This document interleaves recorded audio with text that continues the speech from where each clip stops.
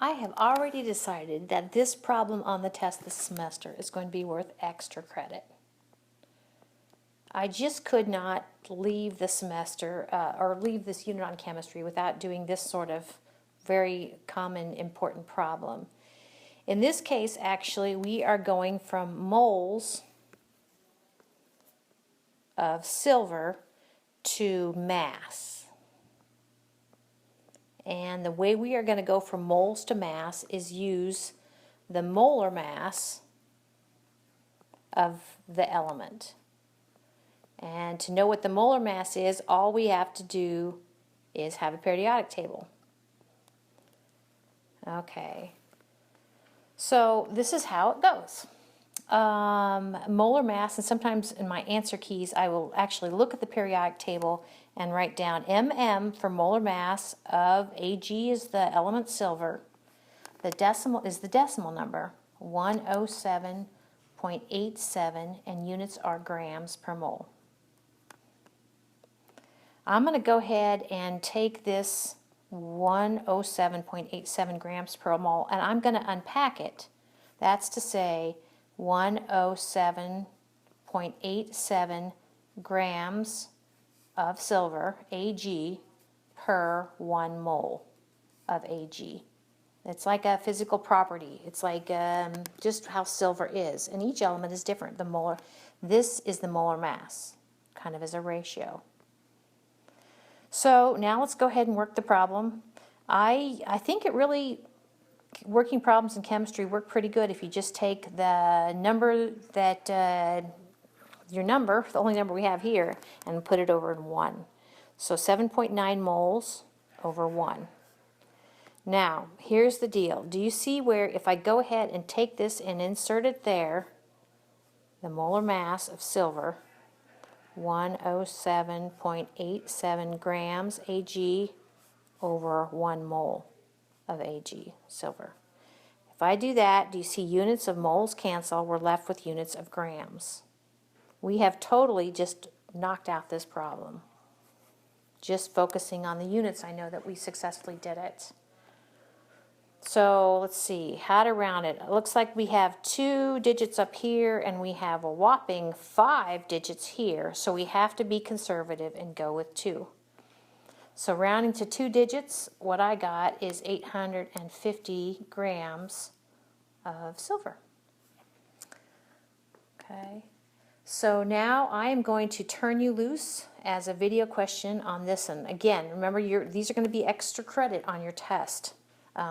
We're going to have in a week or so. So we're going to use, we have a different element, bromine, so you need to look up the molar mass of bromine, and actually I did. Molar mass of bromine is 79.90 grams Br per 1 mole of Br. So go ahead and work this where you go from that many moles to grams.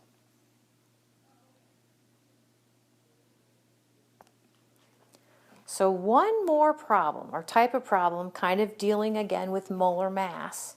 But if you look, these are a little bit different. In these, we are going from moles, instead of going, in these, we are going from grams, mass or grams, to moles. And in this type of problem, again, you use the molar mass. I'll just put mm for molar mass. So let's see what these look like. And it does depend upon what elements you're dealing with, because molar masses vary with the elements.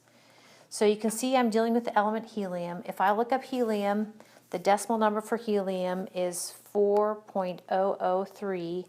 That means its molar mass is 4.003 grams helium per 1 mole of helium.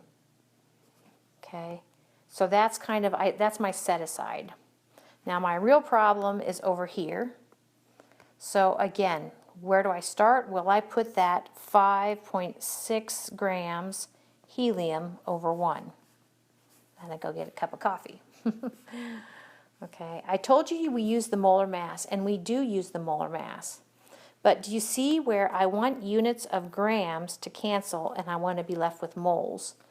So if I'm going to use this over here, I'm going to have to what? I'm going to have to flip it. So if I go ahead and say 1 mole helium over 4.003 grams helium, that is a wonderful thing, because now my units of grams cancel, we're left with units of moles, which is perfect where we want it to be.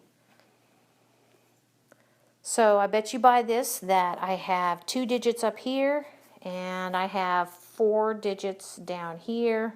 So I am only allowed or need to round to 2 digits.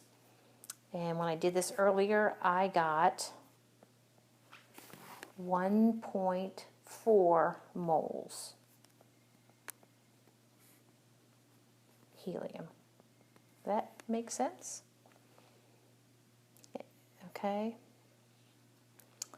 All right, so I'm going to turn you loose as a video question for this one. A different element. I went ahead and looked up the molar mass of lead for you, in case you didn't have a periodic table handy.